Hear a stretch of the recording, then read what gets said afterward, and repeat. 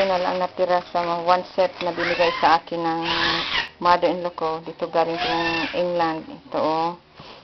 Saka ito, isang set ito, galing ito sa isang kahon. At yung mga bowl nito, saka ito, oh. Ito sa saucer ito. Itong sa ilalim ng saucer. Pag nainom ka ng kape o tea. Ayan, curry. Ayan. At ito pa, oh. Ito, pag maano ka, may kain ka ng ng snack. Ayan ang natira pa rin ito. Ito kumakain ka ng dessert. Lalagay dyan. Yun na lang to ang natira. Ito, oh. Ibang ito nawala na. Mga plato nito nawala na. Galing itong England, galing sa mother-in-law ko. Tapos ito naman, isang set nito galing din dito sa isang kahon. Mga plato nitong ibang kasama nito wala na. Ito na lang natira sa mga bowl. Ito, may bowl din ito, wala na. Saka mga plato nito na 12 pieces na plato. At ito 12 pieces din ito. At ito 12 pieces din. Ito na lang natira. Yung iba na wala. At ito pa ang mga natira sa kahon ko na binuksan at linagay sa isang kahon. Yung dalawang box na binuksan, kinuha yung iba at linagay na lang dito sa lakbayan box. At yun, parang gulay na basta-basta lang linagay dito. Ngayon, December 4, 2013, Thursday, ngayon ko lang na inayos at ino-organize ko. Ito sa ganito ang box na linagyan ko na to. Ganitong box na door to door. At galing ito sa dalawang box na pinag-isa. Linagay sa maliit na box at tingnan mo, oh, parang dinaanan ng bagyo. Oh. Sobra ng pagkagulo ng kahon. Tingnan mo yan.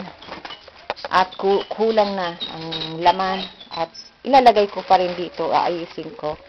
At naiyak na ako dahil na I'm really hurt na ganito ang ginawa sa mga gamit ko.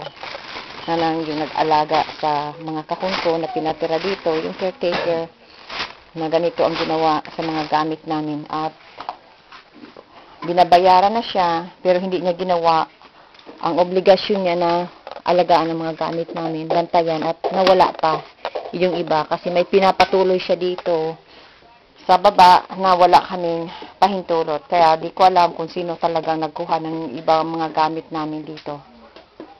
Ayan. Ito pa, pagbalik ko, i-organize ko na ang lahat ng mga gamit ko at malalaman ko kung ilang box talagang nawala sa mga gamit ko, na mga personal kong gamit. At may mga records ako doon sa Canada. Linagay ko sa suitcase at kinakopy ko lahat. Dito ko linalagay, ang mga linalagay ko. Yung mga natirang mga gamit sa akin, dito ko sinusulat dito, Dito, linalagay ko dito. Tapos ikakopy ko sa notebook. Para pag uwi ko doon, mahahanap ko kung anong box galing ito. Kung anong box number galing ang mga gamit kong ito. Kasi kapag ako nagpapadala ng mga gamit ko dito sa amin, dito sa Santa Elena, sinusulat ko yan sa notebook. Kahit maliit na content ng linalagay ko sa kahon, sinusulat ko talaga. Kaya malalaman ko rin kung anong box ito galing. Hindi ko talaga in-expect na ito mabubuksan at kukunin yung iba kong mga gamit. Tingnan mo to. Collection ko ito galing sa mother-in-law ko. Tagal na itong binigay sa akin na isa pa lang ang anak ko. Ngayon 3 na at malalaki na sila. Itong nangyari. Ito na lang ito ang natira. Wala na yung iba. Wala na yung plato. Wala na yung bowl. Wala na yung malaking teacup or coffee cup na yung pag may bisita ka, doon mo ilalagay ang kape, tapos may lalagyan ng asukal at gatas. Wala na yun. Saka yung lalagyan nito, yung sauce, pag nakain ka, lalagyan mo dito, wala na. Kinuha. Oh. Kuha ng sagmaw yun. Naayusin ko na. Ito. Tingnan mo ang mukha ko. Tingnan mo. Oh. Ganyan, dahil na-stress na akong masyado sa mga gamit ko. Naintindihan mo ba ko, no? Kung ano nararamdaman ko, kung bakit iiyak ako, na ganito ang, kasi tingnan mo. Doon hindi ka naniniwala. Ngayon naniniwala ka na. Imagine na, dito ilinagay yun. See? Lakbayan box. Ganito na. Yun na lang. Hindi naman mabuti. Yung iba kong cup, basa na. Basag na yung hawakan. Dahil basta lang linagay ng ganito. Ito, panggawa to ng ng magawa ka ng food. O yung mga dessert, wala na. Saka yung lalagyan nito, wala na. May may frying pan ito. Lalagyan ito ng, wala na kuha. Ito lang natira. Wala na. Itong basong ito, 6 ito. Parang 2 na lang natira. Saka mayroon pa akong gold trim dito. Ganito rin pero may gold yan. 6 yan binigay sa akin ng mother-in-law ko. Yan na lang natira. Hindi ko man lang in-expect na talagang bubuksan nila. Ito pa. Isa pa to. Kapag ito yung garong matok.